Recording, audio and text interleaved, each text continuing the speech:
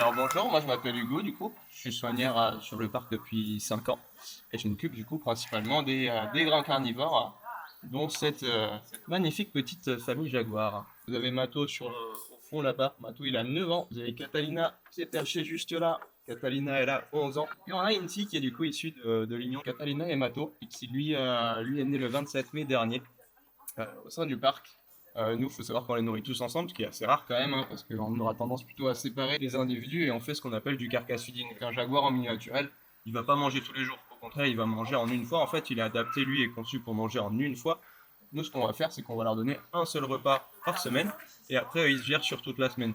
Ça permet d'avoir des animaux en fait qui sont pas du tout à cran sur la nourriture. Parce que si on leur donne à manger tous les jours, ben, ce sera des petites quantités et eux, du coup, ils seront que la mer rassasiés parce que c'est des animaux, encore une fois, adaptés à manger de grosses quantités d'un coup. Alors que là, du coup, après les 35 kilos de viande qu'ils ont par semaine, ben, je vous garantis qu'ils n'ont pas faim.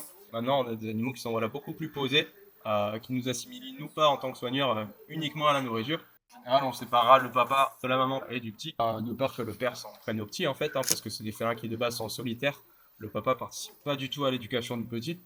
Nous, on a fait le choix, le pari un peu risqué, entre guillemets, de mettre papa avec maman et petit, mais il se trouve que ça se passe super bien. Après, il faut dire qu'on avait le bon candidat pour, parce que Mato, c'est un mâle qui est exceptionnel hein, en termes de personnalité. Il est très très calme, très très posé.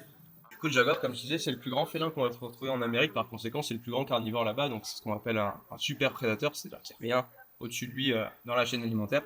Néanmoins, il va être quand même menacé, hein, que ce soit de manière directe ou indirecte, pour sa peau ou par la déforestation. Hein. Vous n'êtes pas sans savoir que l'Amazonie est une forêt primaire qui est beaucoup, beaucoup déforestée. Donc en fait, en gros, on est, nous en tant qu'humains, les principales causes de l'extinction de ces espèces. C'est pour ça que le jaguar va faire partie de ce qu'on appelle des EEP, donc des programmes d'élevage européens.